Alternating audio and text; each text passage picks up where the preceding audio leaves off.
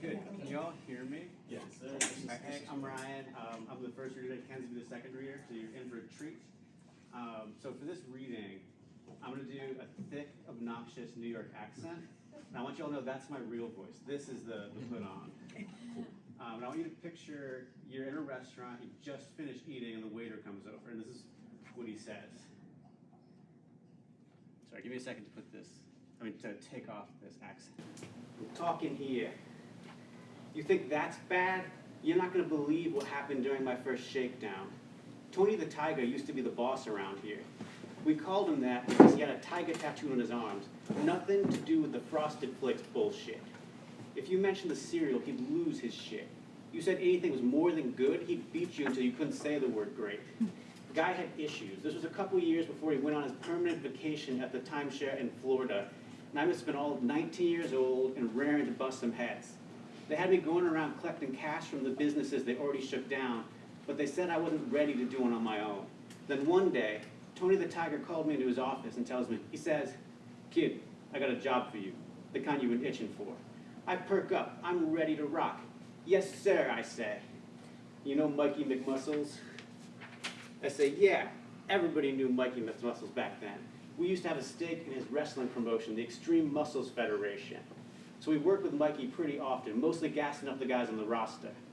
Mikey must have been pushing 60, but he looked like he was born doing the overhead press. Mikey's envelope was a little light this month," Tony the Tiger says.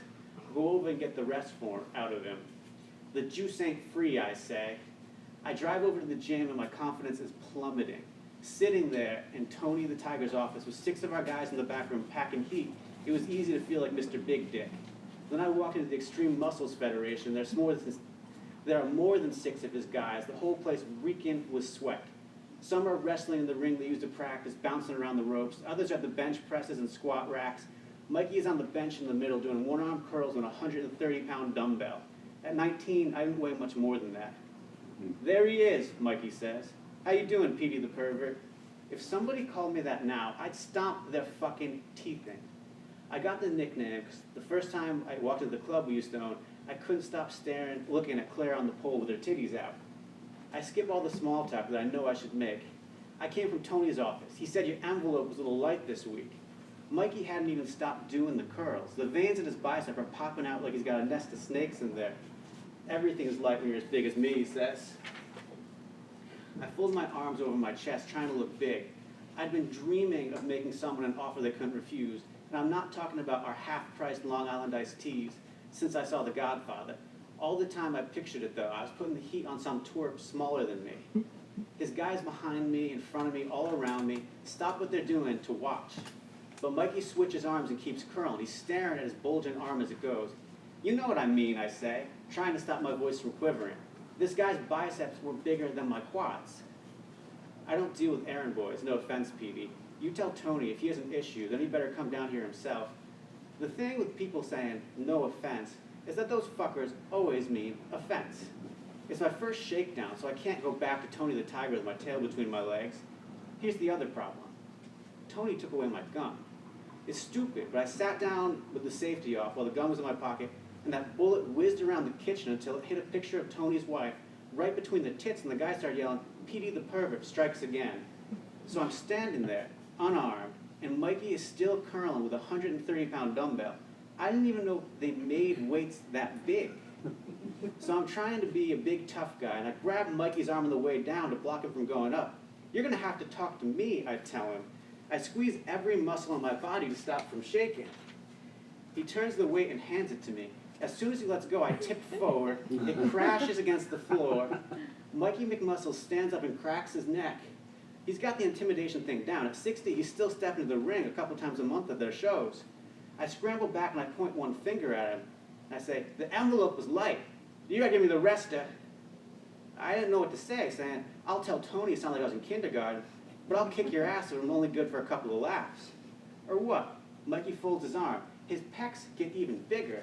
His guys are all getting closer, moving like a pack of wolves around me. I think maybe they were right in those X-Men comics I read where they said, "Discretion is the better part of valor." And I take a step back, but one of Mikey's guys bumps me back toward the boss. "I said, or what?" he says. Mikey's guys have me surrounded. They're all bigger than me, they're all scowling, and there's definitely more than 6 of them. So I rear my foot back, and I punted Mikey McMuscles right in the steroid-shrunken balls. You can work out all day and all night, but nothing gets you ready to get kicked in the dick. Then I grab his face, and I shove it onto the sweaty handle of the dumbbell he'd been lifting. His teeth clank against it, and maybe I should have waited a little longer and thrown out some threats, but I pretty much immediately stomped. Little shards of enamel flew out in every direction. In a movie, I would have been the boss man then. But these motherfuckers aren't movie motherfuckers, and they beat the ever-living shit out of me. I try to find some more dicks to punch, but they're hitting me from every direction. But they were hitting me from every direction. They hit me with a clothesline, a power bomb, a body slam, and then a pile driver. After a minute or two, I pass out. I wake up 2 weeks later in the hospital bed like the fucking mummy, arms and legs in casts. Tony the Tiger is there waiting at the side of the bed. "What the fuck did you do?" he says. I blink twice, which hurts a shit ton, so my eyes are all busted up. The heart monitor is beeping and everything smells antiseptic. Did he pay up? Tony the Tiger shakes his head. Mikey was never late. Light. This was a prank. Every time I breathe, my broken ribs go up and down, all my nerves shoot up. The doc gave me a little button with a morphine drip, and I keep pressing it, but nothing else is coming out. What do you mean? We send everybody to Mikey for the first time, see what they're made of. So I did good. That motherfucker's going to spend his early retirement at the orthodontist's office. Petey, Mike is our guy. We want to do that to the other gangs. Oh. I see. And Tony the Tiger shakes his head. We're gonna cover your medical expenses, but after that you're done. Kaput. I can't have any more loose cannons. Can you believe that? I do exactly what I'm supposed to do and I lose my job. I don't even remember your story, but mine was way better. Anyway, here's the check. Make sure you leave a good tip. You know what I'm saying?